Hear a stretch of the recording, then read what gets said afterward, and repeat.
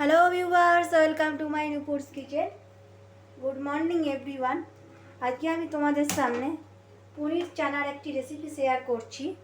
তো অনুষ্ঠান বাড়িতে আমরা প্রায় এই রেসিপিটা খেয়ে থাকি।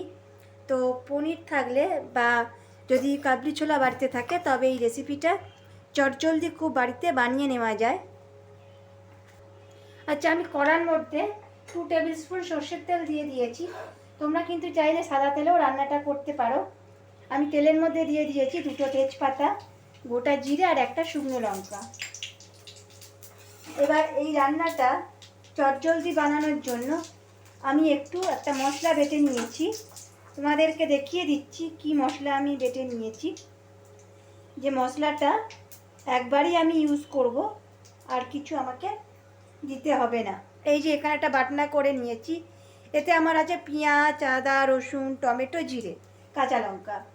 তো লঙ্কাটা অবশ্যই তোমরা বুঝে শুনে দেবে, যে যেরকম ঝাল পছন্দ করো ঠিক সেরকমভাবেই দেবে। তো এই বাটনাটা আমি দিয়ে দিলাম। আমি আলাদা করে পেঁয়াজ, আদা, রসুন আলাদা করে আমি আর বাটিনি। এটা চটজলদি বানানো যায়, সেই জন্য আমি খুব তাড়াতাড়ি করতে পারবো বলে, বা তাড়াতাড়ি যাদের থাকে বা যাদের তাড়াহুড়ো থাকে কাজের মধ্যে, ব্যস্ততার মধ্যে, তারা এই রান্নাটা খুব চটজলদি বানানো যায়। তো সেই জন্যই আমি তোমাদের সঙ্গে শেয়ার করছি। সমস্ত মশলা খুব ভালোভাবে বেটে নিয়েছি, আর এখানে আমি টমেটোও বেটে নিয়েছিলাম, তাই আলাদা করে আর টমেটো পেস্ট দেওয়ার দরকার পড়বে না। তো এবারে আমি সমস্ত মশলা একটু ভালো করে আমি কষিয়ে নেব। পড়ে গেল বাটি ধোয়া জল। এবার মশলাটা যতক্ষণ কষানো হচ্ছে ততক্ষণ আমি কিছু গুঁড়ো মশলা আমি এখানে অ্যাড করে দেবো। জিরে গুঁড়ো,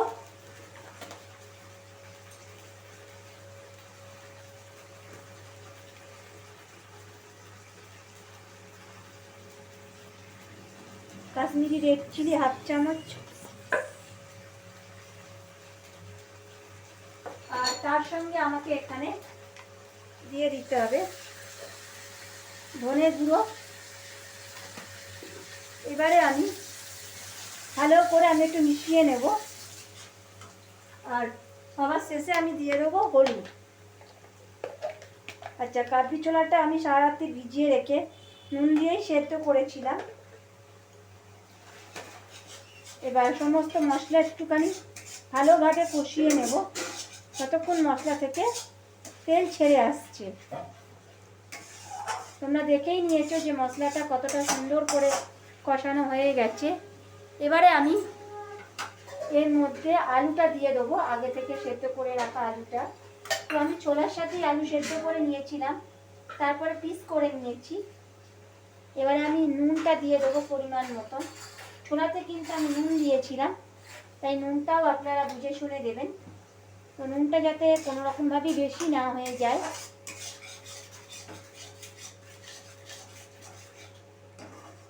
এবার একটুখানি কাবলি ছোলাটা দেব, আগে থেকে সেদ্ধ করে রাখা কাবলি ছোলাটা দিয়ে দেবো।